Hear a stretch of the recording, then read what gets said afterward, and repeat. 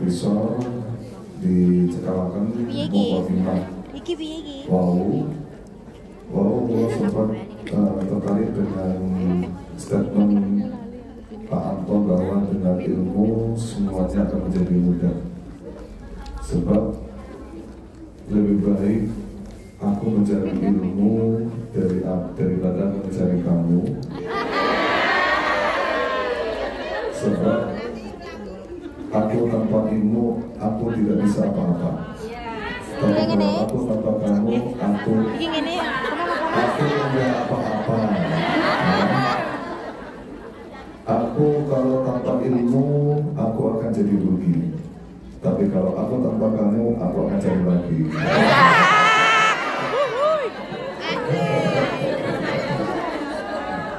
Tapi kalau bukan sama rentang, ngapain cari lagi kan? Cukup satu dan selamanya. Jadi langsung ngomong.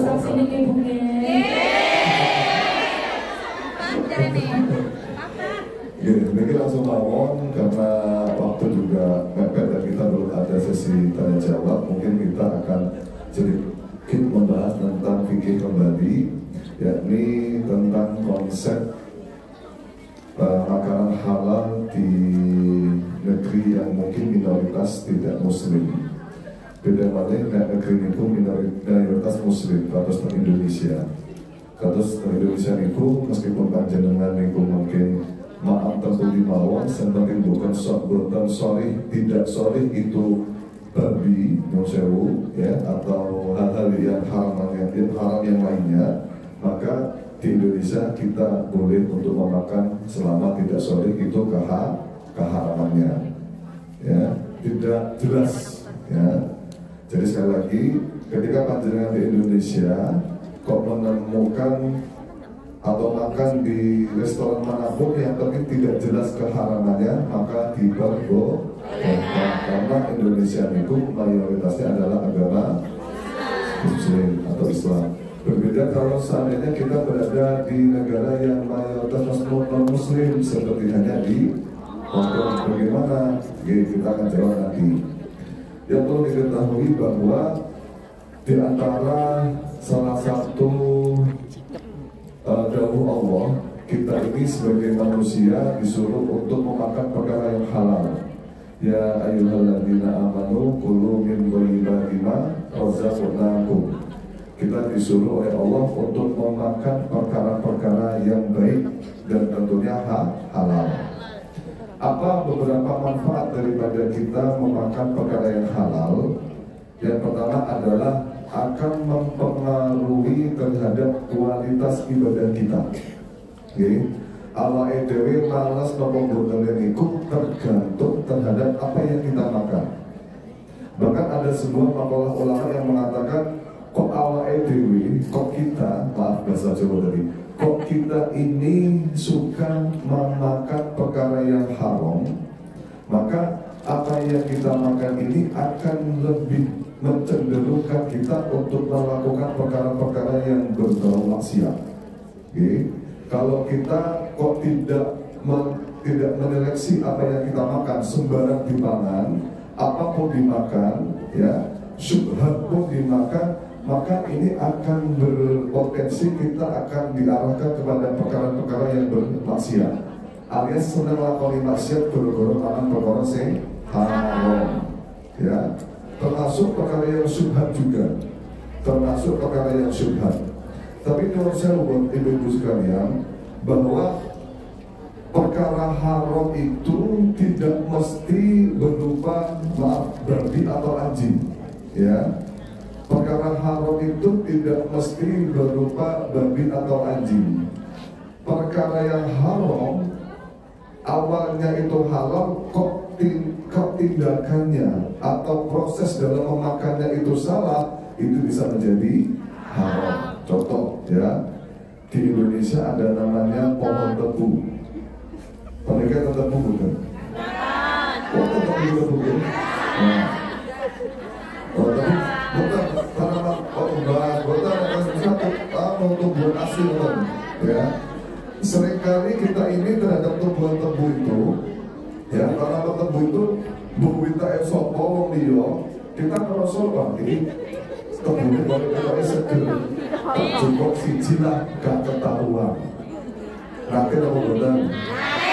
Nanti.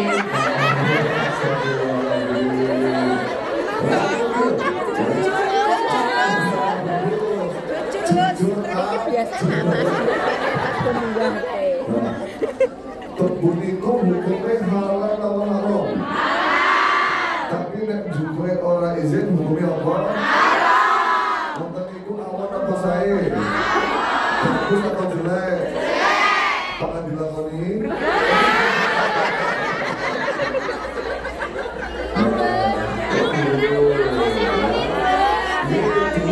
Dulu kebun, saiki sing dimakan malah bojone kancane.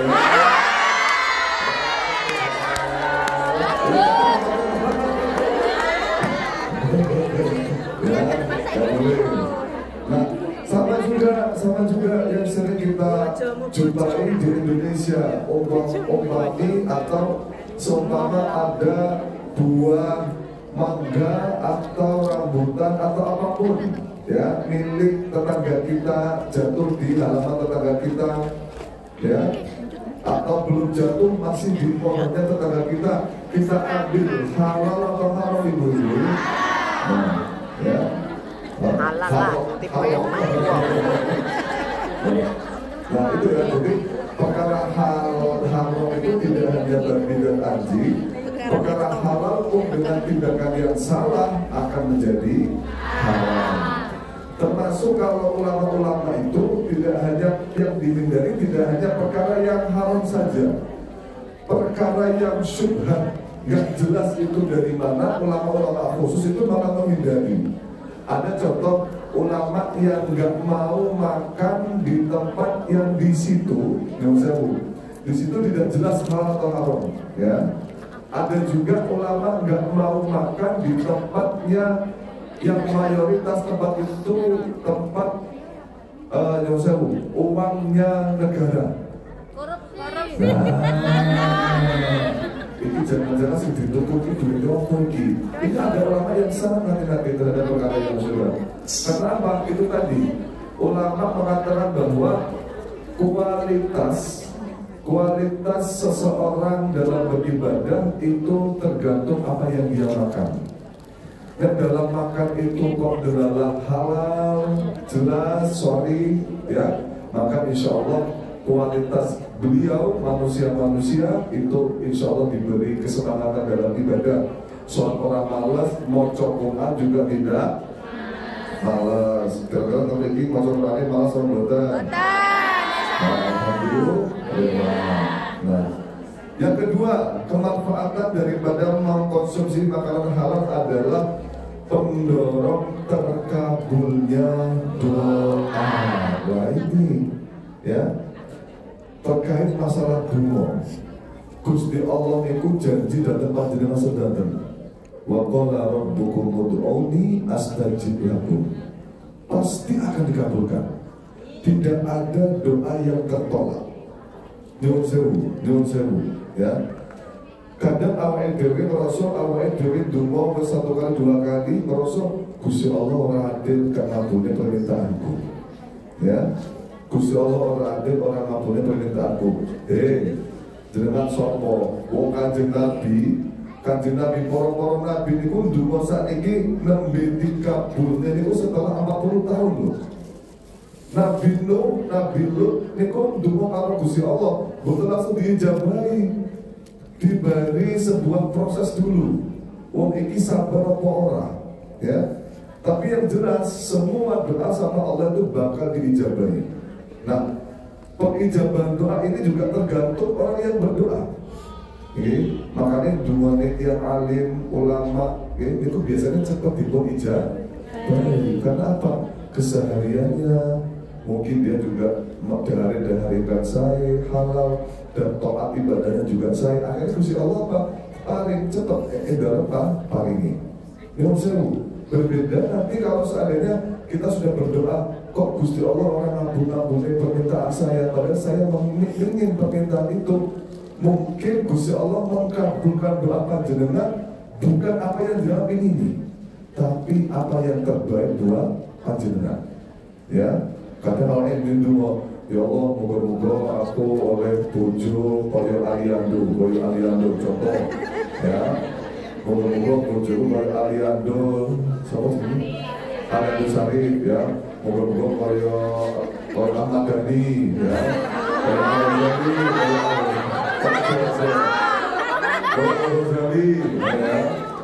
Nah, akhirnya delala karena Gusti Allah orang tujuannya orang kaya saat Aliando Sarif kalau Al-Ghazali delala kayak Sule. Sule delala tau Bu? Sule lucu ya. Buat apa ganda kalau istrinya banyak? Ganda-ganda tapi ngalami hati ya. Lah yo, dikira aku satu-satunya, ternyata aku salah satunya.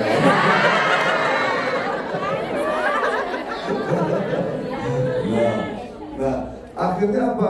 Mungkin Gusti Allah boten ngijabahi doane panjenengan sing pengen jodoh kaya Aliando, tapi dirupane bentuk yang lain, yakni apa? Gelalah karena Gusti Allah anak jenengan didadosaken anak ingkang sholih-sholihah. Ya. Jadi intinya apa? Intinya jenengan nek donga napa mawon ya, aja khawatir ora dikabuli. Pasti dikabulkan. Kalau dikabulkan mungkin dalam bentuk yang lain, ya. Karena apa? Menawa iki bojone kaya Aliando mesti wong iki sombong. Hampir nang kacane wong bojo berangkat bojone kaya sing wajar. Akhirnya kok gak usah bahaya. Ya.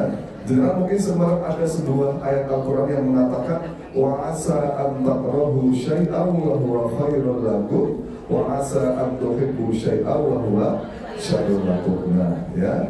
Jadi tetap husnudzon datang Gusti Allah. Nah, yang ketiga adalah manfaat daripada kita memakan perkara yang halal dan jelas, yakni apa? Memiliki keturunan yang baik.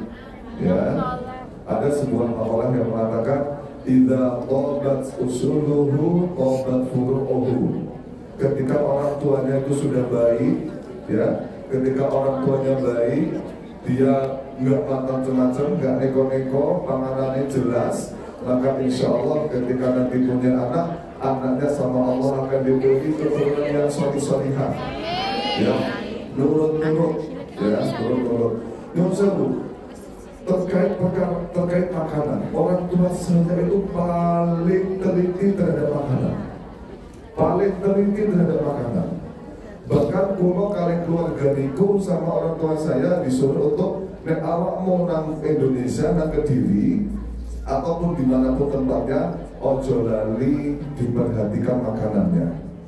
Dan yang kedua, untuk bentuk ikhtiar kita dalam mencari makanan halal, ya, saya sama orang tua itu disuruh untuk menanyai setiap bakul ketika kita makan. Ya, aku tunggu cilok, kalau tunggu cilok yuk jauh, kalau ngomong ke tukang ciloknya, kalau ketemu tiang penjual cilok, kalau ngomong ke tukang ciloknya, Pak, ini halal mau halal ini, ya, wes. Dan penjual muni halal pun jadi ikhtiar kalau sampun selesai, ya. Soalnya apa? Kediri nyuwun sewu, ya kalau bukan ini orang Kediri, kalau dia orang Kediri. Kediri niku Islam gak mati Islam, ya. Buktinya apa? Salah satunya makanan khas Kediri itu bekicot coba, ya. Ini lo dua itu. Wah, sama tukang gede halal ini insya Allah. Ya. Bahkan nanti nyuwun sewu, abis bulan itu Kediri tugas bakpao. Ketika itu pesen bakpao coklat kali bakpao rasa kacang hijau. Setelah dibayar, lelalah terdaftar isi paling tengah-tengah ini kuwatan tulisannya bakpao isi babi. Nah, ketika ada perkara, ketika menemui permasalahan semacam itu, satu lokasi, satu gerobak, tertentu enten coklat kalian enten bakso babi, maka hukumnya apa ibu-ibu itu? Nah, jadi sama-sama lagi, ketika bertemu, ketika berkumpul antara makanan halal dan makanan haram dalam satu tempat, satu wadah, maka makanan halal menjadi. Nah, kaidah tidak taat al halal wal haram guriba al haram. Ya, berbeda nanti kalau seorang memang dipisah, jelas-jelas dipisah. Kalau tentang Singapura itu makanan halal dan makanan haram itu ada perbedaan segi warna, wadahnya. Wadahnya yang halal itu warnanya hijau, maksudnya lagi hijau. Kalau yang non halal itu warnanya abu-abu. Ya, ini nggak masalah. Ya, karena jelas itu telah dipisah. Berbeda kalau berbau, berbau. Maka pertanyaannya adalah, ya, bagaimana ketika kita memakan makanan yang tidak jelas halalnya, tidak jelas ya. Berbeda kalau jelas halal. Ya, berbeda kalau jelas halalnya. Kalau yang tidak jelas, bagaimana kita memakan perkara yang tidak jelas halalnya di negara non muslim. Maka kembali lagi, ketika urusannya dengan perdaging-dagingan dan masalah penyembelihan, dan kita berada di negara yang mayoritas non muslim, maka kita kembalikan kepada kaidah ngati-ngati, alias tidak usah memakan perkara yang hubungannya dengan persembelihan, meskipun itu ayam. Kalau nanti terjebak ibu-ibu, kalau nanti terjebak itu menganggap bahwa selain babi itu halal, ayam pun dianggap halal. Tiang-tiang beca-beca perlu sampai maaf.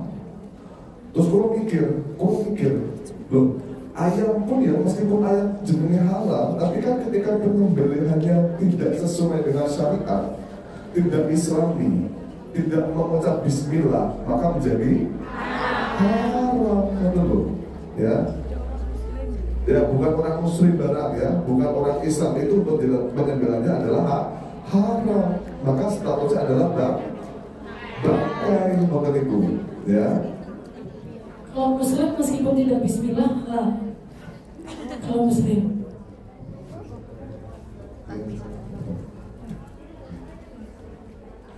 Nah, itu ya, jadi non muslim, penyembelihan muslim itu hukumnya haram. Cuma yang saya ibu, ini hanya sedikit info saja.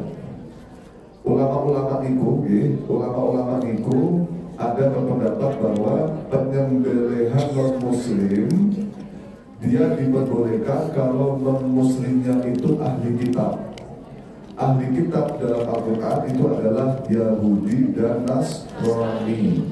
Yang mana Yahudi dan Nasrani adalah Yahudi Nasrani yang asli, yang orisinil, bukan yang sudah terkontaminasi. Ya, kalau Yahudi dan Nasrani zaman sekarang itu sudah apa kontaminasi itu? Wah, luar biasa. Ini kalau ngomong anak kuliah paham bahasa-bahasa ya, luar biasa, cerdas sendiri. Nah, jadi ketika sudah terkontaminasi status ahli kitab atau ahli Yahudi dan Nasrani, maka satu ulama mengatakan tetap tidak boleh memakan karena sudah terkontaminasi. Ya, cuma ada ulama menurut Imam Ahmad bin Hanbal, yang penting itu ahli kitab, baik itu sudah terkontaminasi atau tidak, maka diperbolehkan. Tapi menurut saya, kalau di status Hongkong ini kan menurut saya, kemarin saya tanya Om Awi agamanya muslim ya? Bukan, saya tidak punya agama. Kalau orang Hongkong itu orang Hongkong itu tidak punya agama. Iya, betul. Berarti kalau orang nggak punya agama kan berarti bukan Nasrani dan bukan Yahudi. Berarti kalau penyembelihannya orang Hongkong tidak masuk dari kategori ahli kitab, yang mana tidak disahkan, alias penyembelihannya tidak dilegalkan. Maka caranya bagaimana? Gini, jenengan bisa mentertib boten sing hubungannya kalian penyembelihan atau daging-dagingan, maka monggo. Ya, maka monggo. Kalau hubungannya sudah hubungannya dengan daging-dagingan, maka tidak diperbolehkan. Lalu kalau seandainya kita kandung apa kandung itu terlanjur terlanjur makan perkara yang tidak halal, ya, kandung terlanjur makan perkara yang tidak halal, lalu bagaimana cara mensucikannya? Kalau jeruk gitu ya, jenengan berkumpul terus nolak lemah. Tapi cara mensucikan makanan yang sudah masuk ke sini haram, makan babi ternyata di dalam perut. Bagaimana cara mensucikan? Operasi atau pukul-pukul lembu besi, ya? Bagaimana caranya kira-kira? Nah, caranya cukup dibasuh anggota zahir saja. Untuk anggota batin, ya, untuk anggota batin yang di dalam perut itu tidak cukup dan memperbanyak untuk, maksudnya tidak usah, ya, tidak usah dan memperbanyak untuk istighfar, ya. Gak jadi ngomong sih daging babi itu lebih enak daripada daging sapi, terus kamu itu, ya, lebih banyak gaji jadi nilai, tapi dua lo gitu tenang ya, lo langsung lagi satu tumpang nih mau nih lah. Jadi itu jadi ketika panjenengan kok berada di mayoritas yang muslim, seperti contoh berada di Mesir, jangan berusaha ragu masalah ini penampilan ini berusaha karena memang mayoritasnya sudah jadi makan daging-dagingan itu insya Allah halal semua, yang penting bukan yang haram ketika mayoritas muslim. Nah, di Malaysia, kita makan di Malaysia, makan perkara yang ada sembelihannya atau daging-dagingan, itu hukumnya bagaimana? Halal atau haram? Di Malaysia karena mayoritas orang Malaysia adalah muslim. Lalu di mana lagi ya? Di Singapura muslim kan? Muslim kan? Kalau Singapura tuh banyak muslim itu. Tapi sudah kalah orang pribumi sudah kalah sama orang pendatang itu di Singapura itu. Atau yang mayoritas muslim itu di Mesir, di Timur Tengah, atau kalau di itu Maldives apa? Ya Maldives itu kan mayoritas muslim semuanya. Kamu tadi jadi untuk permasalahan perkara yang halal untuk bagi panjenengan itu terkait perinciannya semacam itu. Saudara yang sering ini biasanya saking dekatnya atau satu majelis niku antar ibu-ibu atau antar teman niku misal nyuwun sewu kalau contoh tetangga wong cuma mangga satu aja mesti halal lah, pasti halal kan, minta ya aku minta ya mesti diparingi. Pakai konsep minta ibu-ibu, kalau kira-kira dia itu berarti halal. Kita yang punya pemikiran kadang-kadang demikian. Memang wonten teng kitab niku. Teng kitab niku wonten kalau muli maridohu diketahui ridhonya, maka kita tidak perlu meminta.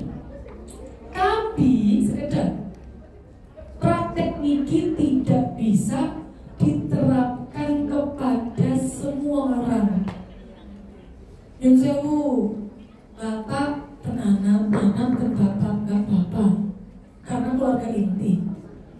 Tetangga bukan mesti.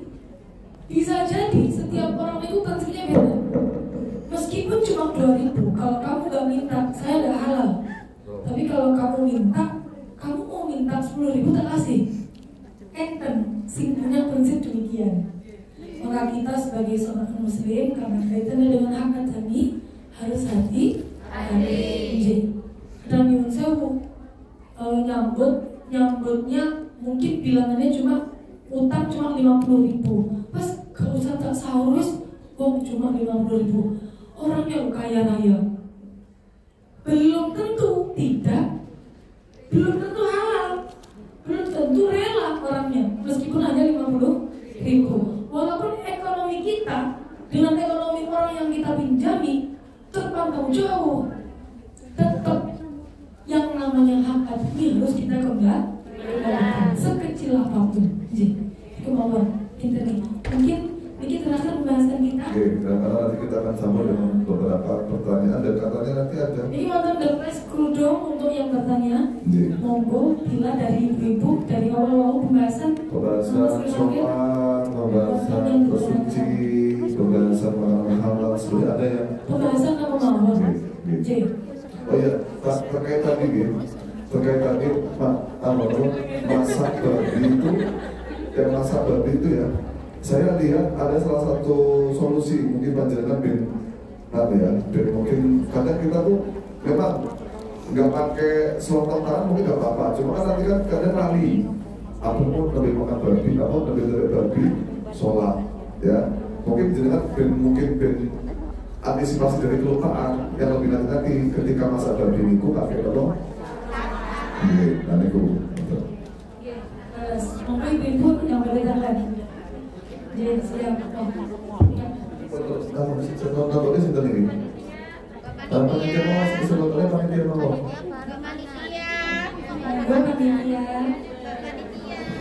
Kepanitiaane ngantuk.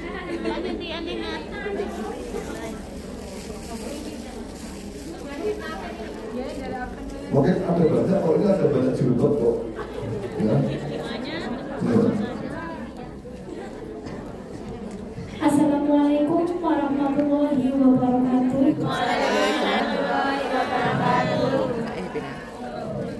Deretan lagi. Mungkin ini di luar tema apa? Sebenarnya tema nih, guys.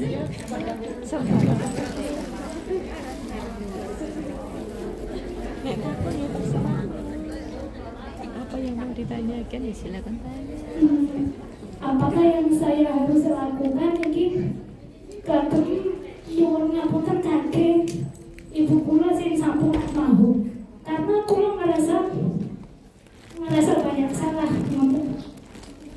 Jadi kula nyuwun pripun apakah yang harus saya lakukan untuk caranya, gimana caranya saya meminta maaf kepada almarhum ibu saya. Mungkin ngoten mawon. Assalamualaikum warahmatullahi wabarakatuh. Terus mungkin kamu bocor berikutnya. Bagaimana hukumnya jika saya masak bareng majikan atau bos dua gitu, terus kayak dicampur kayak apa sumpitnya itu hukumnya gimana ya? Kalau misalnya saya makan bareng kayak itu, terima kasih. Ojo juncal ke lo. Itu lebih baik kita mengkodok atau menjamak. Misalkan kita mengkodok sholat maghrib di waktu isya, itu kita sholat kodok dulu atau kemudian misalkan kita sholat kodok di sini, untuk sholat isya-nya boleh tetap di sini atau harus pindah di tempat lain. Ya, terima kasih.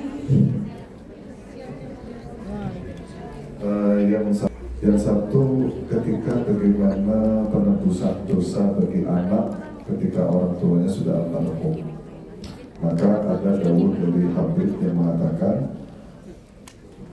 birrul walidain seorang anak kepada orang tua yang sudah meninggal adalah cukup untuk mendoakan dan menjadi pribadi yang solih, ya, atau solihah, solih atau solihah, karena itu adalah salah satu cara dan satu-satunya cara untuk menjadi investasi orang tuanya ketika orang tua sudah meninggal. Jadi menjadi pribadi yang solih-solihah dan tetap mendoakan adalah salah satu dan satu-satunya cara untuk meminta maaf dan penebusan dosa bagi seorang anak kepada orang tua.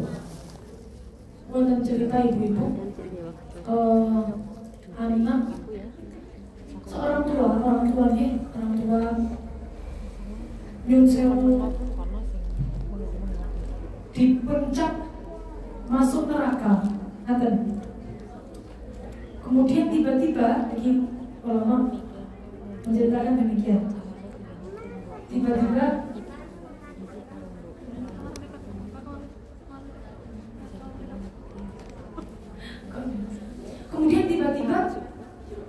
si bapak niki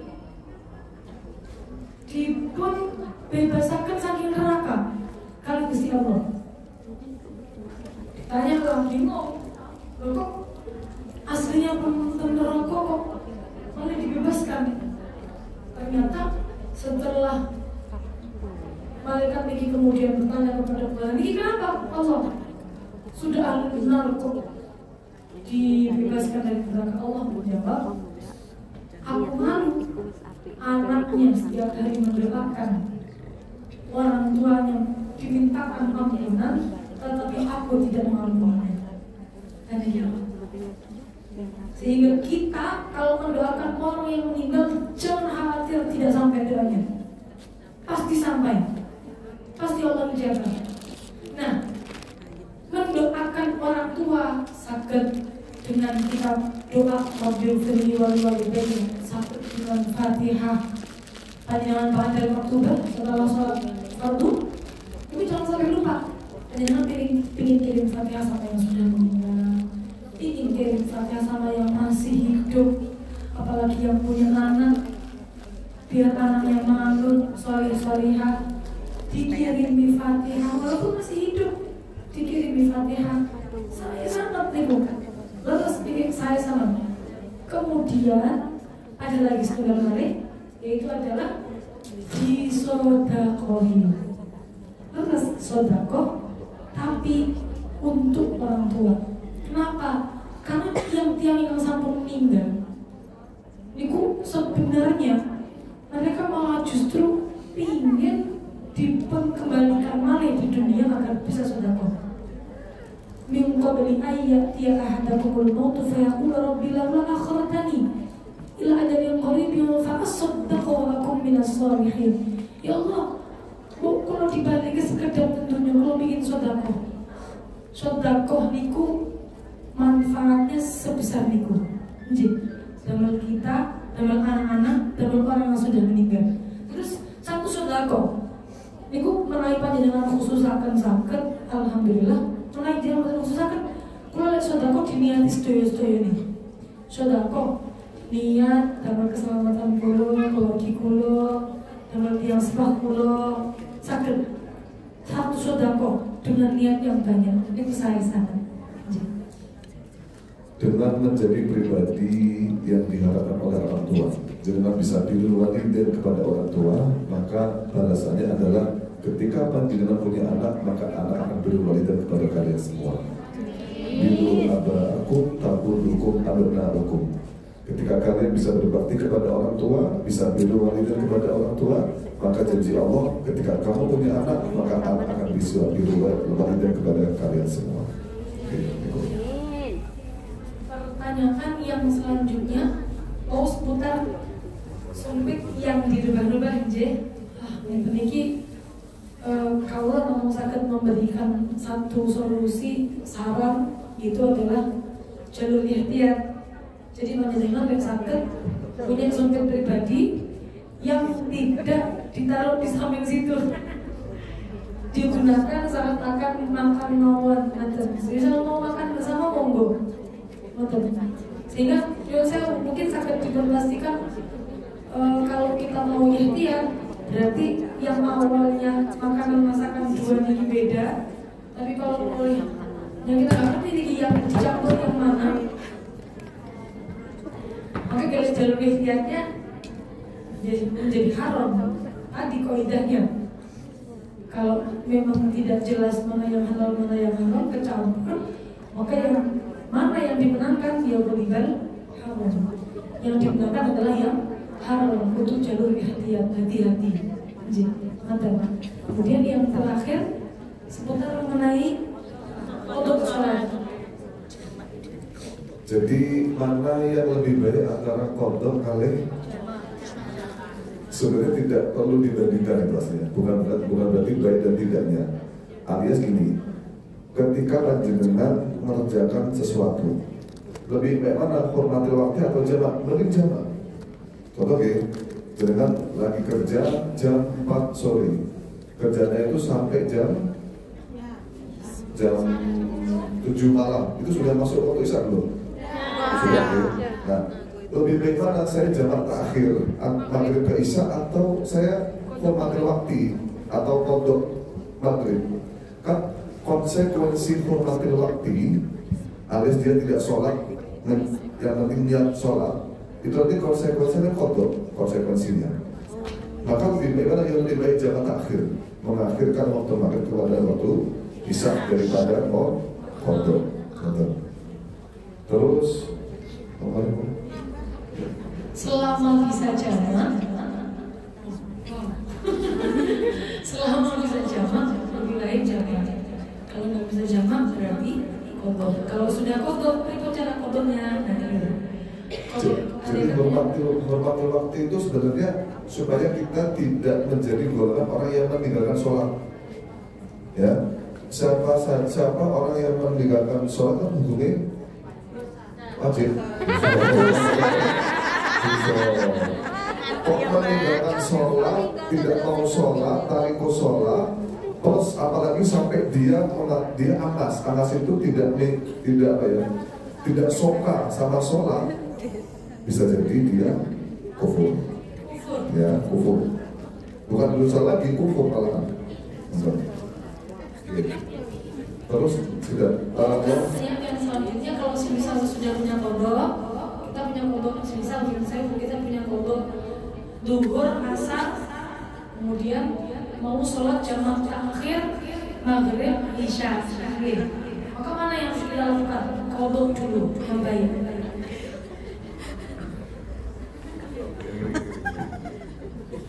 Kodokin, maghrib, duhurin. Jadi kodok itu paling baik untuk ini paling baik jadi bukan wajib enggak. Jadi panjangan yang baik kodok itu untuk kodok itu tidak harus dilakukan pada waktunya juga, tidak harus. Misal zuhur, apakah harus dikodok di waktu zuhur? Tidak. Zuhur boleh dikodok di waktu isya, zuhur boleh dikodok di waktu asar boleh, zuhur dikodok waktu subuh boleh.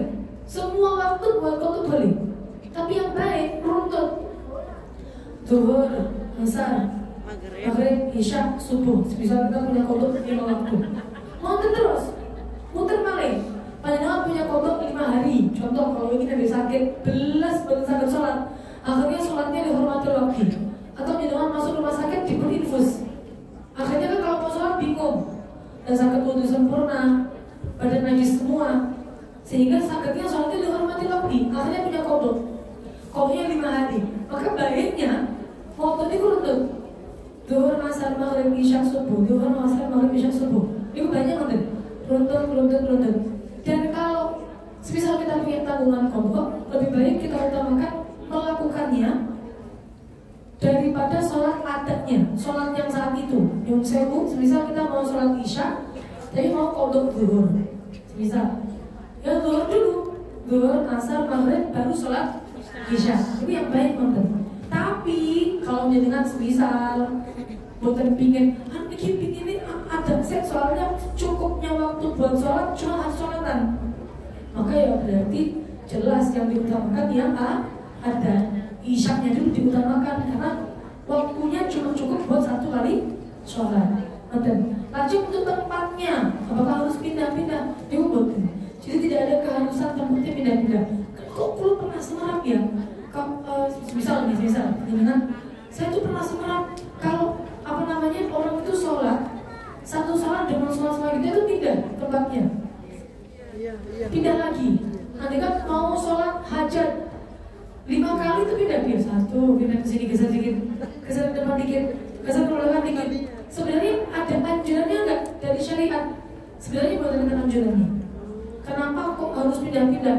Mungkin kita kalau lihatnya husnuzan, mungkin kenapa kok pindah-pindah?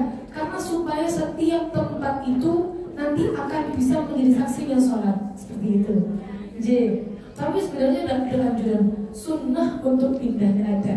Sehingga nyuruh saya panjenengan umat muslim di Hong Kong, niki panjenengan malah patut bersyukur, karena Hong Kong niki justru malah tersenyum dengan panjenengan. Buminya Allah, semua buminya Allah, Hong Kong, Indonesia, Mekah, Timur Tengah, Asia, Eropa, semua bumi Allah. Kalau bumi Allah ini didamel sholat, ditempati sama orang yang mau ibadah, buminya senang.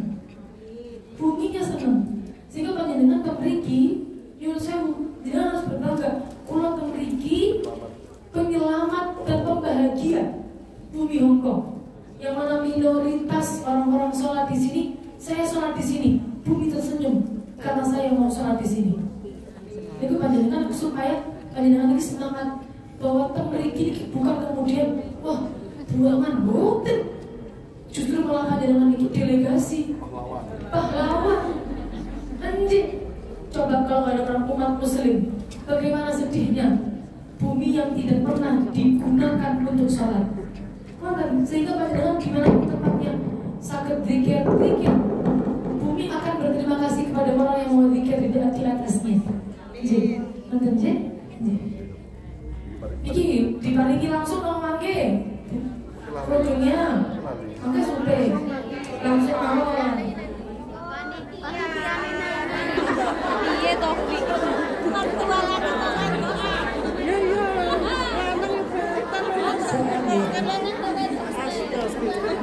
seandainya kita sholat jamaah, terus kita juga sholat jamaah itu kan bepergian.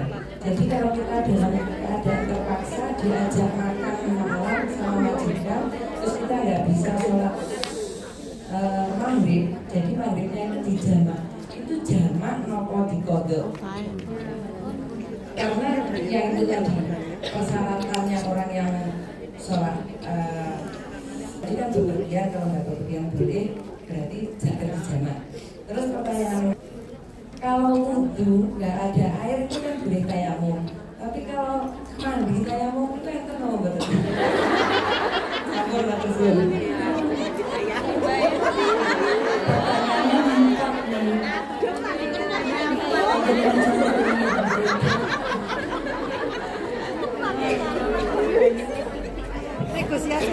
Itu terkait masalah jamaah. Mungkin dari Tiwok Sulimali, persyaratan jamaah itu tidak harus bepergian, tapi boleh karena kebutuhan. Terus, tapi jangan dibuat sebagai kebiasaan. Terus contoh dia ada kebutuhan ngomong yang mengakibatkan atau kebutuhan harus majikan, hormati majikan, tidak ada kesempatan untuk melakukan sholat maghrib, maka jangan boleh jamak takhir, tapi syaratnya harus niat di awal waktu yang pertama, di waktu sholat yang pertama. Ampun Gus, mic-nya kalau yang itu bassnya terlalu kencang, yang belakang terlalu dengung. Jadi jamak itu boten kedah dipun alasi harus bepergian saja, boleh niat jamak atau menangkan jamak dengan alasan hajat kebutuhan, tapi jangan dibuat kebiasaan. Kalau seandainya panjenengan goro-goro mau nanti majikan, maka boleh untuk jamak takhir, dan jamak takhir saatnya harus niat di waktu sholat yang pertama. Kalau jamak takhir tidak perlu niat di waktu pertama, boleh usah. Tapi syaratnya jamak takhir ini yang perlu diperhatikan. Syaratnya jamak takhir, sholat yang pertama harus sholat yang pertama, harus sholat yang pertama. Gak boleh jangan jamak takhir di sholat zuhur. Asalnya ini benar asal. Kesan dulu dia baru Kalau jamak takhir bebas, asal dulu mau buat bersolat. Tapi syaratnya jamak takhir antara sholat pertama dan sholat kedua tidak boleh dipisah waktu yang lama. Ya, kudu cepat. Kok jenengan jamak takhir sholat dulu terus nonton itu ngopi, ya, pasang status kalau ini live, terus asal nggak boleh. Oke. Terus kedua sampai sore. Sholat kalau saja. Kalau panjenengan tidak tahu kondisi itu juga. Kalau seandainya panjenengan dalam kondisi sehat, ya harus dalam keadaan sholat yang sehat, yakni berdiri. Berbeda kalau panjenengan nyusul doaif sakit atau bagaimana yang mengakibatkan panjenengan tidak bisa sholat berdiri maupun duduk, maka tentu diperbolehkan untuk melakukan sholat di atas ranjang. Dan itu apa? Jadi tadi yudhiyullah bikumul yusra, ya. Lalu apakah pengganti wudhu boleh? Kalau pengganti wudhu kan bisa tayamum, ya? Kalau pengganti mandi besar apakah boleh tayamum? Itu panjenengan posisi berada mungkin di gunung pasir, di padang pasir, ya, sama suami nggak kuat, nggak ada air, lalu bagaimana keadaannya?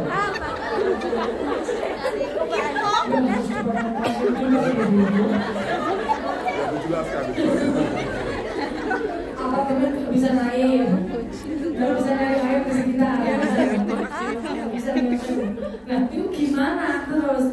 Apakah mandinya boleh diganti dengan tayamum? Ibu, ada namanya tayamum badalan manil wusli, pengganti dari mandi. Ada tayamum pengganti dari mandi. Tapi nanti kalau sudah nemu air, sudah bisa mandi sempurna, diulang lagi mandinya. Yang ditayamumi anak, tayamum itu cuma 2 anggotanya, muka dan tangan. Mau gantinya dari wudhu tetap 2, mau gantinya dari mandi tetap 2. Jangan kemudian ini tayamum itu ganti dari mandi,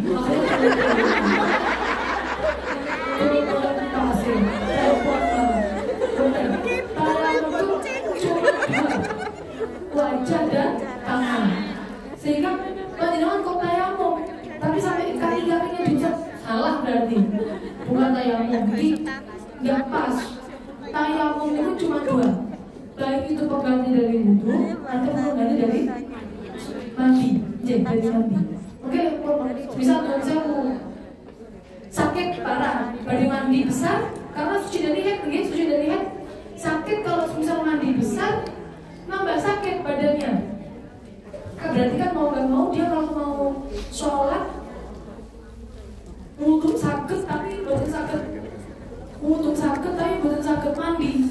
Akhirnya kan mau nggak mau mandinya diganti dulu dengan tayamum dulu, baru kemudian silakan dilanjutkan aktivitas ibadahnya. Tapi nanti kalau sudah sembuh mandinya diulang lagi. Mantap, jadi sampun di 3 tahun.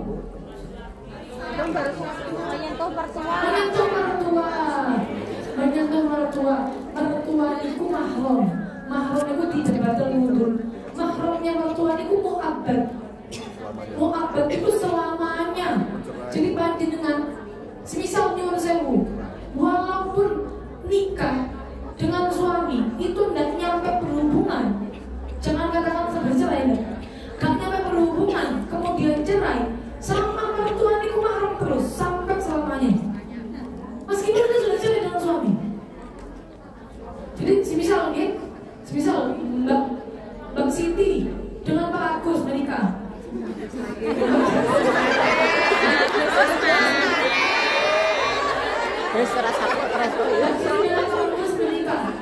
cuma 1 jam dong habis akad, tiba-tiba Pak Agus berubah pikiran, tertolak kamu, boy. Ternyata lebih cantik ibunya, bisa. Lagi sini Pak Agus bisa lebih cantik, ternyata lebih cantik ibunya, kacung nikah dengan Mbak Siti. Maka dengan demikian Pak Agus dengan ibunya Mbak Siti ini mahram, mu'abbad. Walaupun sudah cerai dengan Pak Agus, Mbak Siti pun cerai dengan ibunya Mbak Siti, Pak Agus belum menikah. Ya, terkait mahram ini, yang paling simpel, jenengan soal pertanyaan mana yang tidak bisa membatalkan wudhu. Jenengan buka surat juz 4 terakhir sendiri, khurimat alaikum, itu jenengan persani terjemahi, ya. Itu semuanya tidak membatalkan wudhu kalau berpegang, kalau apa ini bersentuhan, ya, bersentuhan itu. Dan tidak boleh kalau dia sudah statusnya mahram dan tidak membatalkan wudhu, berarti tidak boleh dinikah. Terkait membatalkan wudhu, ini yang perlu diperhatikan. ketika seorang ibu-ibu memegang anak kecil laki-laki usia 7 tahun, itu batal atau tidak? Anaknya orang lain, kok anak sendiri ya. 7 tahun belum balik, dia memegang anak. Saya mendengar pada anak laki-laki misal umurnya 7 tahun, belum punya wudhu, saya pegang 7 tahun belum balik, batal betul wudhu saya. Batal betul wudhu saya. Batal. Bukan makan ngerepek, betul paham. Jadi begini ibu-ibu, banyak yang mengira batal wudhu itu batasannya adalah balik. Padahal betul balik, batasannya batal wudhu. Batal wudhu itu adalah semisal orang laki-laki bersentuhan dengan orang perempuan yang bukan mahramnya di usia yang sudah menimbulkan syahwat secara umumnya, mayoritas. Dan para ulama menikok itu sebagian yang membatasi dengan umur supaya kita itu paham. Sebenarnya kalau batasan awalnya itu ya kalau secara urufnya umurnya itu sudah membatalkan, sudah nyahwati berarti membatalkan. Lek dereng nyahwati ya berarti dereng membatalkan. Tapi kan tiap-tiap bingung biasanya. Umur sekian sampai nyahwati nomor dereng, nanti lagi. Nah, ada ulama namanya Syekh Yusuf itu memberikan batasan umur 4 tahun 5 tahun itu belum membatalkan. 5 tahun semua ulama sepakat belum membatalkan menurut Syekh Yusuf. 6 tahun ulama khilaf, sebagian bilang sudah membatalkan, sebagian belum. Tapi kalau sudah 7 tahun ulama sepakat sudah membatalkan wudhu. Ibu menawi majikannya misal punya anak kecil laki-laki, ngomongannya laki-laki, ngomongannya laki-laki, misal majikannya ngomongannya laki-laki, berarti hati-hati lek umur 7 tahun tinggalin. Mantan ibu berteman DPK kalau sudah punya wudhu. Jadi saya apa ini? Merawat pasien lansia 95 tahun. Oh, sudah pikir membatalkan wudhu, betul. Kalau buat kita membatalkan wudhu, yang walaupun calonnya, wah 95 tahun, bos, benar belas,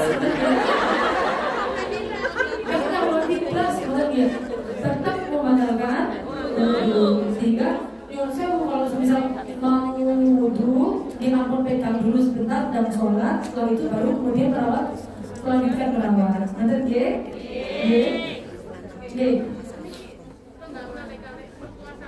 mertua sambung. Jadi semisal ketua diri sewu, ayahnya menikah lagi, nanti ibunya menikah lagi laras. Ibunya menikah lagi gitu. Maka dengan ayah barunya batal wudhu atau batal wudhu kalau belum berhubungan kedua orang tuanya.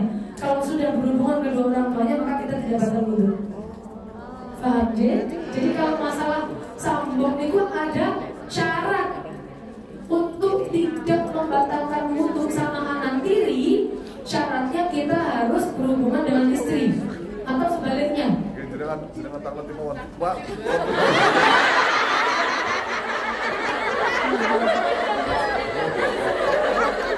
Monggo, ini coklat niku kan mau nyebek mie, monggo. Mbak Winanto wis. Assalamualaikum warahmatullahi wabarakatuh. Tentang haid. Jika kita haid terus suci selama 15 hari, habis itu datang haid lagi, apakah itu sudah termasuk darah haid atau belum? Karena pernah dengar itu sudah 21 hari. Mohon penjelasannya. Terima kasih. Assalamualaikum warahmatullahi wabarakatuh. Assalamualaikum warahmatullahi wabarakatuh. Sekalian dipersambung kali penjenengan.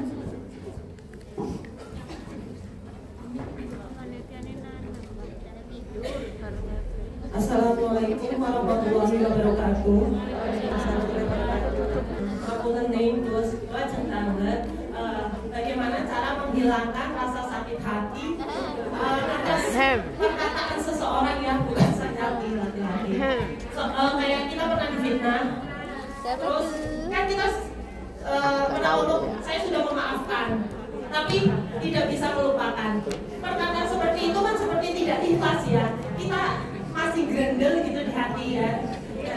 Itu cara biar kita bisa mengikhlaskan, biar melupakan, itu bagaimana nih? Terus yang kedua, kalau kita lagi ngaji atau sholat, kita sebagai perempuan kadang-kadang kita kayak kemutihan keluar, itu kita harus wudhu lagi atau bagaimana nih? Siap. Terima kasih. Ya, saya jawab dulu pertama. Tadi haid ya, haid sudah haidnya normal. Misal katakanlah saya contohkan haidnya normal 7 hari. Terus suci 15 hari, baru 15 hari suci keluar darah lagi. Maka darah yang kedua.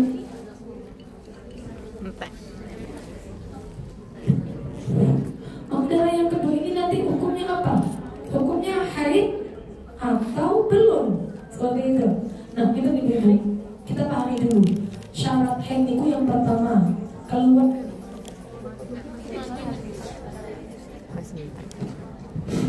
Iki menggemar betul.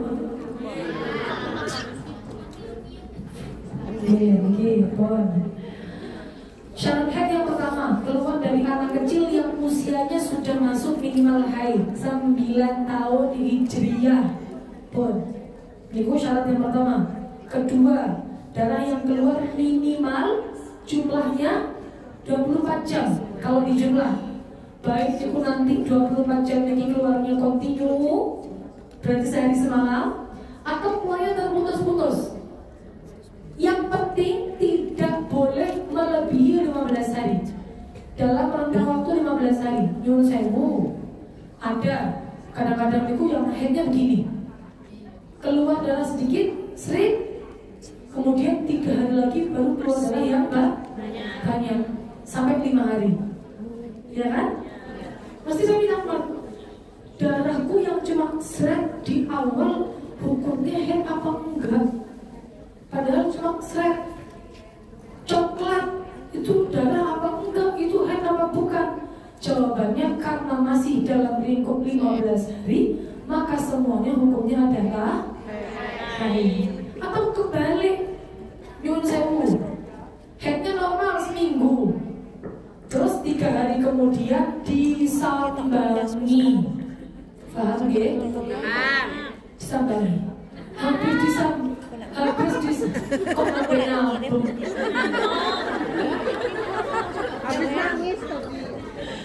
habis disambangi, paginya keluar maleh, keluar lagi, sore yang tadi gitu. Ya, karena habis diendangi, keluar lagi paginya, sampai kadang-kadang cuma sekedar, ada yang sampai zuhur. Maka darah apa ini setelah keluar setelah 3 hari jedanya, karena masih dalam lingkup 15 hari, maka hukumnya tetap haid. Jadi yang paling sering dialami. Kemudian syarat yang ketiga, tidak boleh melebihi 15 hari. Jadi darah itu maksimal 15 hari. Kok lebih, maka nanti masuk kategori orang yang istihadah. Orang istihadah itu ngenten ibu-ibu. Panjenengan, andaikan ya, semerap, ada temannya keluar darah, contoh 17 hari keluar darah tidak berhenti-berhenti, atau sebulan karena KB keluar darah betul berhenti-berhenti, jangan dihukumi 15 hari haid, 15 hari suci. Ampun, bukan begini rumus hukumnya. Rumus hukumnya orang istihadah itu setiap orang beda-beda. Setiap orang beda-beda, tergantung orangnya. Yang sewu, kayak misal kulo, setiap bulannya kalau haid 7 hari, kalau suci 20 hari, maka berarti haid 7 suci 20, haid 7 suci 20. Andai kan darahnya itu keluar berbulan-bulan. Kalau ngeten belum tentu. Bu Siti ngoten, bisa jadi Bu Siti ngeten. Contoh, misal Bu Siti haid itu kalau setiap bulan pasti 10 hari, sucinya 20. Berarti kalau Bu Siti haid 10 suci 20. Andai kan berbulan-bulan keluar darah nggih. Haid 10 suci 20, haid 10 suci 20. Manten. Ini karena maksimal haid adalah 15 hari. Yang nomor 4 yang terakhir, antara haid 1 dengan haid yang kedua, minimal suci pemisahnya adalah 15 hari. Ini dia 15 hari. Sehingga kalau misal sucinya pas 15, gimana? Darah kedua hukumnya apa? Sudah bisa dihukumi haid. Kalau belum sampai 15 sudah keluar lagi, maka darah selanjutnya hukumnya istihadah dulu sebentar sampai menggenapi sucinya 15. Setelah itu baru kemudian hukumnya haid yang kedua. Sampai dipahami ya? Itu masalah darah. Kemudian yang selanjutnya, ini sambung jawab pertanyaannya. Yang selanjutnya, pertanyaannya pertama, bukan putih apa? Pertanyaan yang pertama, sakit hati. Gimana cara kita untuk mengobatinya? Ibu-ibu, hati niku adalah mahalun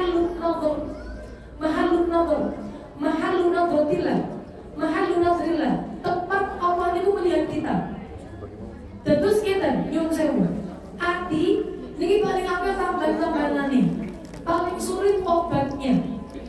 Maka kalau kita sudah berusaha memaafkan tapi kita belum bisa nambani hati piyambak, mengobati hati sendiri, jalannya harus pakai jalan mengobati hati ala ulama. Pertama, jelas doa. Tidak ada yang lebih kuat untuk mengobati hati lebih dari doa. Doa. Panjenengan doa setelah sholat. Rabbana ighfir lana wa li ikhwanina alladziina sabaquna fil iman wa la taj'al fi qulubina ghillan lil ladziina amanu Rabbana innaka ra'ufur rahim. Ini dari Quran wonten ibu-ibu. Surah Al-Hasyr. Ayatnya kalau yang lupa. Sebentar, kalau tingali ayat pinten. Kalau niku boten ngapal ke sak ayat ya soal ibu-ibu. Surah Al-Hasyr. Ayat 10. Ya, bisa pengen buka doanya apa ya doanya tadi? Al-Hasyr ayat 10 dibuka. Semua obat hati, semua semisal panjenengan tiba-tiba orang niku gak sama-sama orang, niku bukan harus selalu ada alasan enggak. Kalau panjenengan kan maklum harus difitnah, nggak senang kalau diam kan maklum. Kita kan manusia maklum dan senang kalau orang karena habis sakiti. Kadang niku nyuwun sewu, orangnya nggak salah apa-apa, tiba-tiba kita nggak senang. Niku wonten yang demikian. Ada yang demikian. Dan kadang-kadang kita ini nggak sakit semua. Kenapa aku nggak senang? Tapi kalau lihat, jangankan lihat, dengar namanya aja saya nggak mau. Oh, okay. Saking tiba-tibanya ada rasa nggak suka. Maka nyuwun panjenengan doa setelah maktubah. Doa yang tadi surah Al-Hasyr ayat 10. Rabbana ighfir lana pas wala taj'al fi qulubina ghillan lil ladziina amanu kontak hati ini. Ya Allah, ingin dicari, nggak senang sama orang lain, ingin dicari. Karena orang yang tidak suka dengan orang lain, yang rugi adalah dirinya sendiri. Gak tenang orang itu kalau punya rasa benci kepada orang lain, dan tenang, rugi dia. Itu pertama aja. Yang kedua, nyuwun sewu, coba mulut kopi itu kata obat hati itu termasuk kumpul dengan orang soleh, termasuk membaca Quran, termasuk memperbanyak zikir. Itu semua hak obat hati. Tinggal mana yang cocok kita harus lakukan semuanya, wonten, supaya ada salah satunya yang cocok di antara kita. Samilah kita kalau bisa punya sakit, ikhtiarnya kan semua dilakukan. Berharap salah satunya cocok untuk obat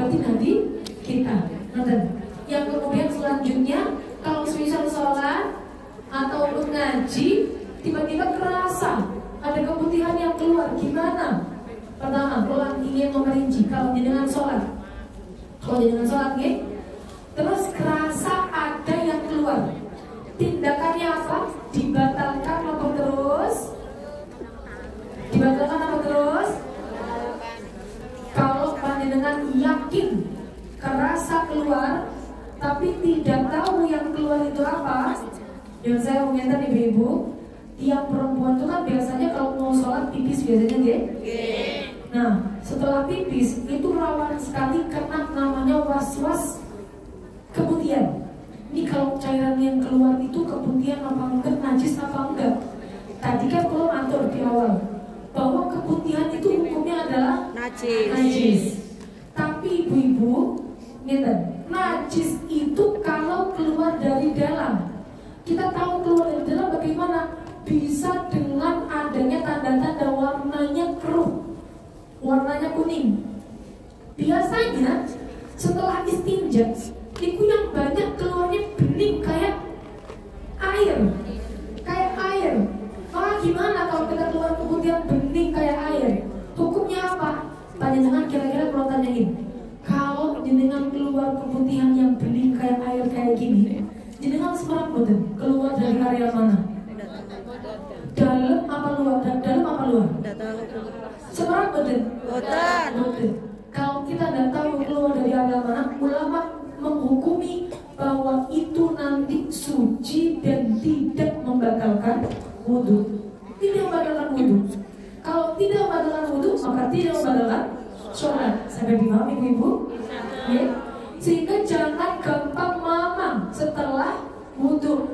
Kalau kayak ada yang keluar, nyatanya yang keluar itu nanti air, bentuknya kayak air, maka tidak batal. Atau jenengan punya rasa, kok rasa yang keluar ya? Ini keluar benar apa enggak? Berarti tidak keluar. Sama konsepnya kayak tadi dibahas di pertemuan yang pertama, majelis yang pertama. Kalau nggak yakin kentut atau tidak, berarti tidak kentut. Kentut nggak ya, berarti tidak. Keluar tidak ya, berarti tidak. Mungkin paham je? Konsepnya biar betul gampang was-was. Kalau sudah keluar, jadi kalau misalnya loh kayak keluar amat, kayak amat. Memang iya kadang pas sholat lanjut mau sholatnya. Iya pas sholat terus keluar gitu. Lanjut sholatnya, karena nanti kalau semisal yang keluar itu adalah bening, berarti tidak membatalkan sholat. Karena jenengan nggak terus keluar dari area mana. Yang jelas bukan karena syahwat ya. Kalau karena syahwat jelas namanya madhi ibu-ibu. Kalau madhi hukumnya najis. Ini kalau yang betul-betul alasan apa-apa tiba-tiba keluar betul loh. Kayak habis istinja kan rawan sekali airnya bekasnya keluar lagi gitu loh. Niku.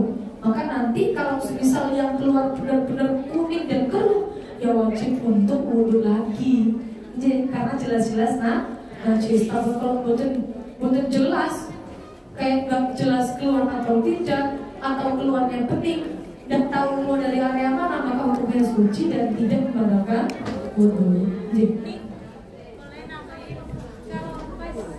Kalau pas sholat terus setelah sholat kita lihat ternyata itu warna kuning, apa kita balik lagi sholat lagi? Nah, kalau misal setelah sholat ternyata yang keluar kuning atau keruh, gimana hukum sholatnya? Berarti ulang lagi berarti.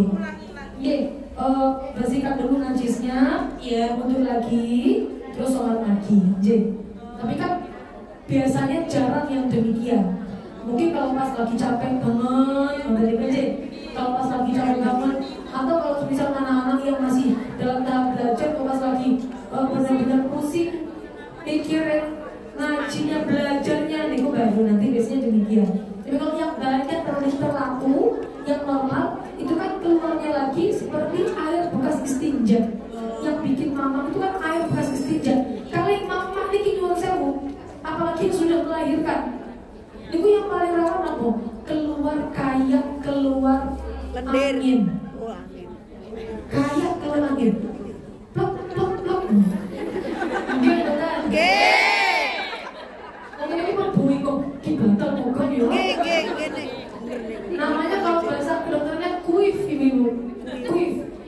dari vagina. Niku sebenarnya ibu-ibu, panjenengan kalau yakin ada yang keluar, yakin lagi. Yang banyak kan bukan yakin kalau habis wudhu keluar ketut gak ya? Keluar gak ya? Kalau nggak yakin nggak batal karena nggak keluar ketut. Tapi kalau panjenengan yakin keluar ketut, maka kalau Syafi'iyah hukumnya batal. Tapi semisal yang sudah melahirkan 3 kali, 4 kali, 5 kali, semisal ya, atau sudah 9 kali, jalannya sudah longgar.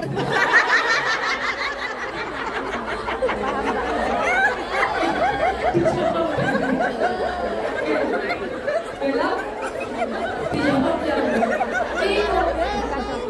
Oh, jadi benar-benar boten sakit diembat.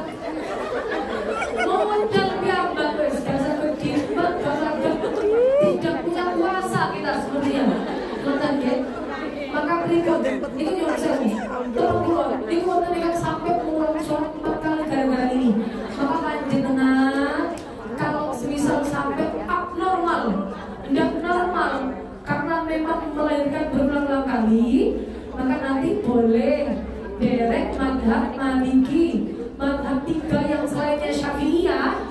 Niku mengatakan kentut kalau dari jalan depan tidak membatalkan sholat, tidak membatalkan wudhu. Oke, ini namanya konsolusi. Jadi dipakai kalau memang sudah dirasa dirinya boten normal. Pindah madhab Maliki. Wah, saya pindah madhab Maliki boten mampu soalnya nanti sholatnya sampai diulang 4 kali, 5 kali. Tetap belum boten soalnya. Kita bikin nanti masyakoh boten sholat. Kemudian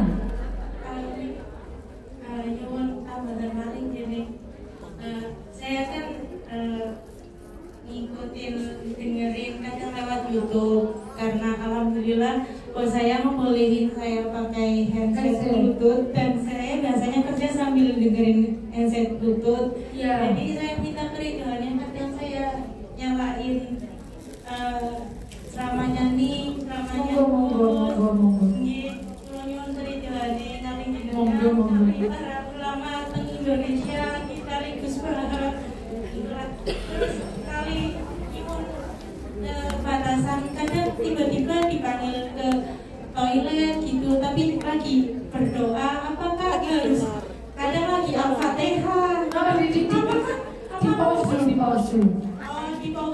di pause dulu. Kadang nggak lagi live streaming gitu kan, kadang lagi berdoa ternyata udah masuk ke toilet gitu. Tapi kan kalau live streaming nggak bisa di pause gitu kan. Jadi ya keluar dulu berarti. Apakah handsetnya saya taruh dulu atau sebelum apa saya diem dulu, maksudnya nggak usah ikut Al-Fatihah, nggak usah ikut. Kalau HP-nya di luar, saya dengan handphonenya saya taruh satu tempat, nanti saya kerja semuanya. Gak masalah, yang penting tapi keluar suaranya. Kalau yang penting nggak keluar suaranya tadi. Seperti panjenengan. Kalau ayat Al-Quran kayak Al-Quran enggak apa-apa, yang penting nggak ada suaranya yang keluar, oke? Suaranya nggak sampai keluar. Kan di dalam hati. Kita dalam hati kita kan udah sampai kemudian kita bisa menyelesaikan di dalam wudhu di kamar mandi. Bismillahnya di mana? Hati. Sama, bukan lagi? Sama. Dalam artian kalau di hati kita udah dengar, kalau bisa di pause, alhamdulillah. Kalau udah bisa selama headset ya, suaranya udah keluar, udah ada suaranya di luar, maka ada masalah. Yang penting jangan ikut-ikut. Terus yang sewu dijeding beres-beres sambil alhamdulillah ya jangan. Ini jadi kemauan yang di stop. Kalau masalah lanjutnya di headset bukan masalah. Ikut ya. Saya langsung ini. Ini ada pertanyaan dari panitia. 1. Oh, kalau semisal bagaimana kalau semisal waktu wudhu lupa di tengah-tengah? Lupa berangkatnya. Biar ulang lagi. Lupa muternya. Pas wudhu, nyuruh saya mungkin pas kiringan utang nyuruh saya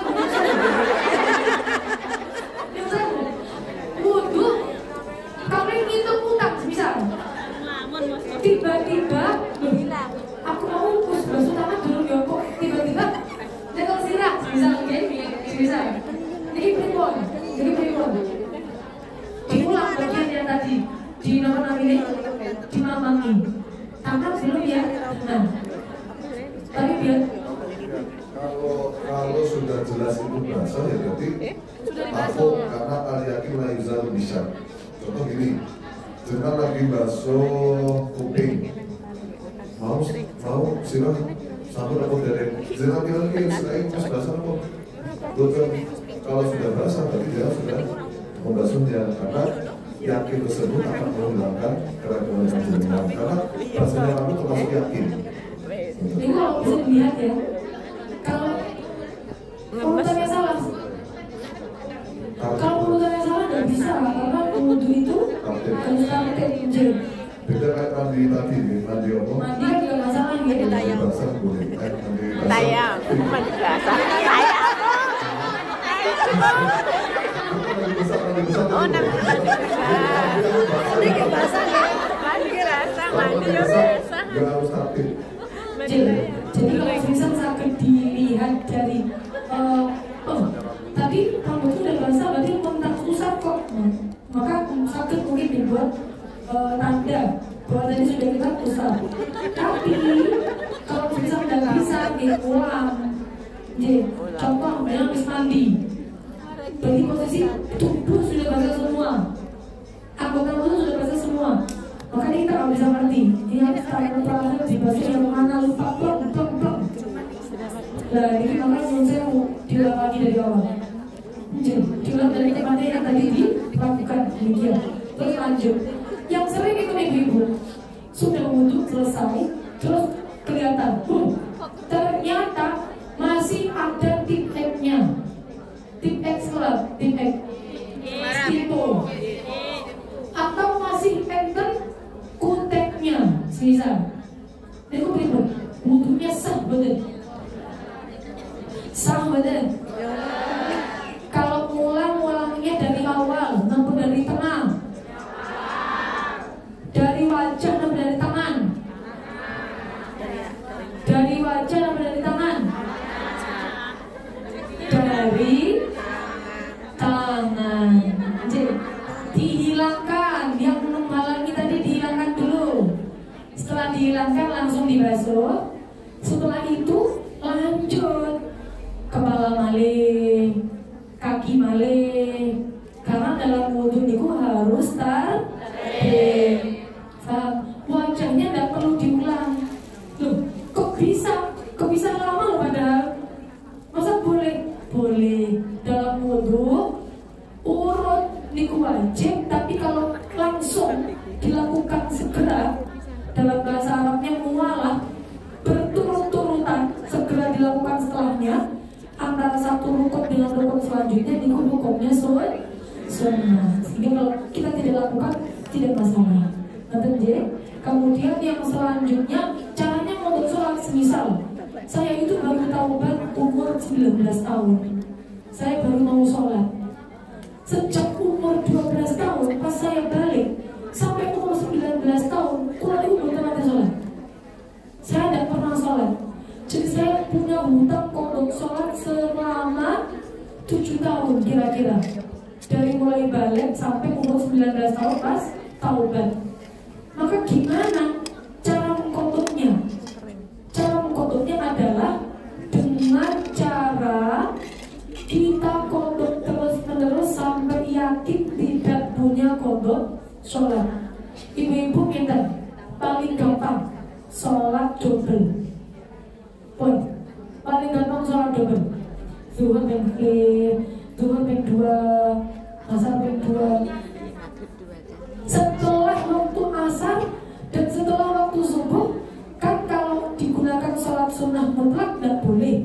Tapi kalau digunakan kodok boleh nggak? Boleh. Tidak ada waktu yang diharamkan untuk mengkodok sholat. Jadi, terus itu paling gampang. Parang. Kodok sholat kapan pun boleh. Jadi,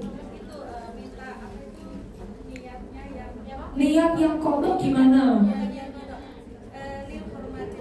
Niat dihormati waktu bagaimana?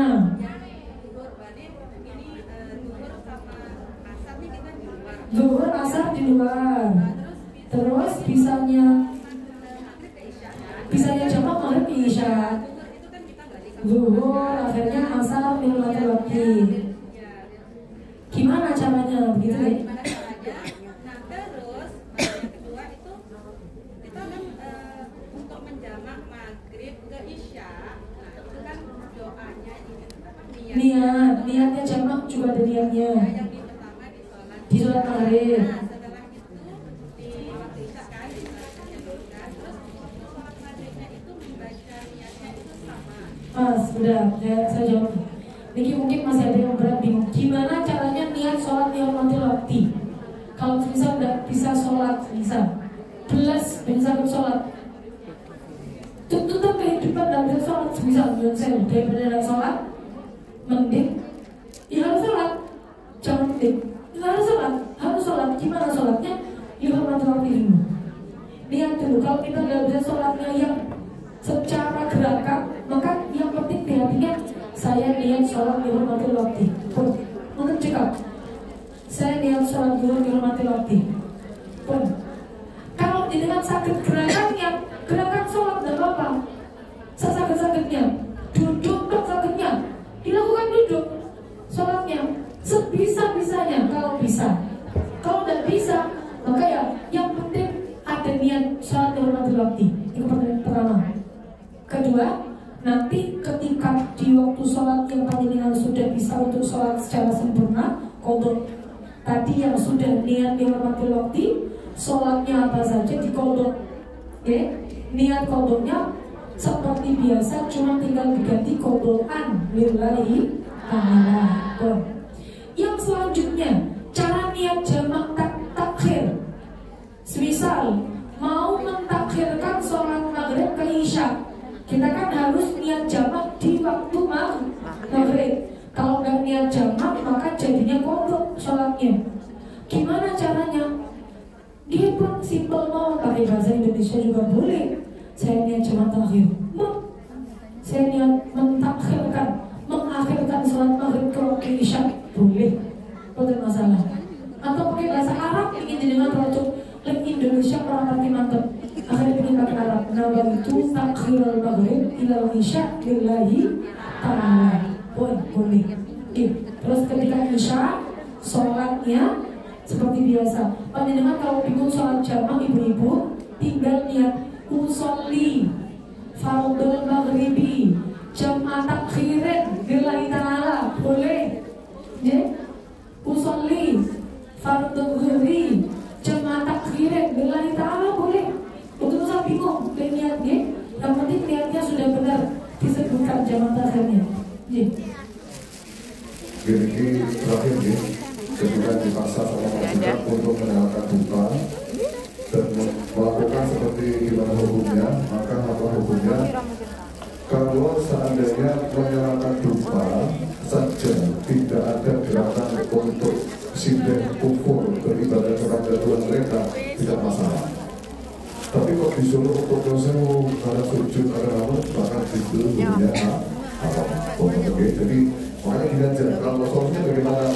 Cukup rakaat dupa saja. Dupa itu ya anggaplah itu sebagai wangian atau kayak apa? Kita mengikuti perintah majikan saja dulu. Anggaplah itu wangian lah. Ketika disuruh ngadep ya diam aja, nggak usah ada gerakan-gerakan yang lebih mengarah pada syirik atau mau. Untuk selanjutnya dari terakhir lagi makin lain diundang kali. Jenengan senang mau dosen. Bisa SMS ke panitia nanti biar disampaikan. Niki ada saudara lagi, ada saudara lagi yang mungkin yang baru datang, yang belum sodako, monggo sampai sodako dari panitia. Kita baca sholawat lagi, sholawat Al-Quran mawak yang belum ya. Allahumma hamna bil Quran wa ja'alhu lana imaman wa nuran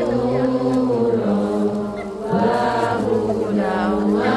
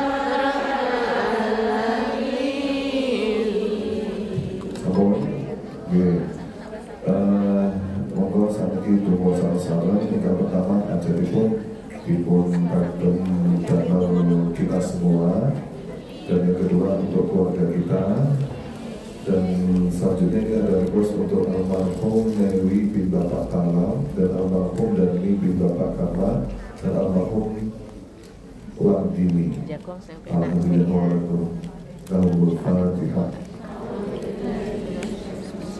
Bismillahirrahmanirrahim. Alhamdulillahirabbil alamin arrahmanir rahim maliki yaumiddin. Iyyaka na'budu wa iyyaka nasta'in ihdinas siratal mustaqim siratal ladzina an'amta 'alaihim ghairil maghdubi 'alaihim waladdallin. Bismillahirrahmanirrahim. Alhamdulillahirabbil alamin.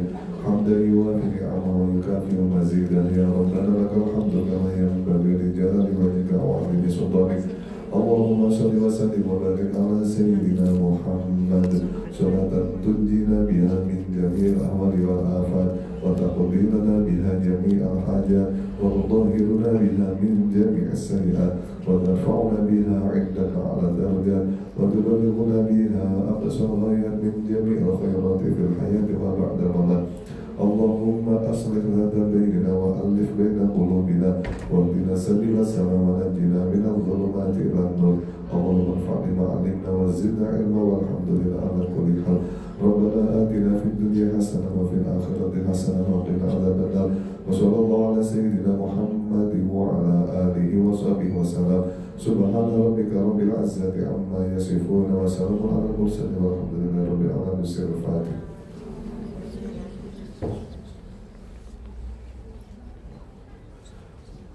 Sepidah kula badhe ngaturaken matur nuwun kata atas sebuah pihak yang terkait para hadirin. Kula aturaken jazakumullah khairan asal jaza terima kasih. Diunapunten dan mohon maaf apabila dari awal hingga akhir ada yang kurang berkenan dan penjelasan yang salah, kami mohon maaf sebesar-besarnya.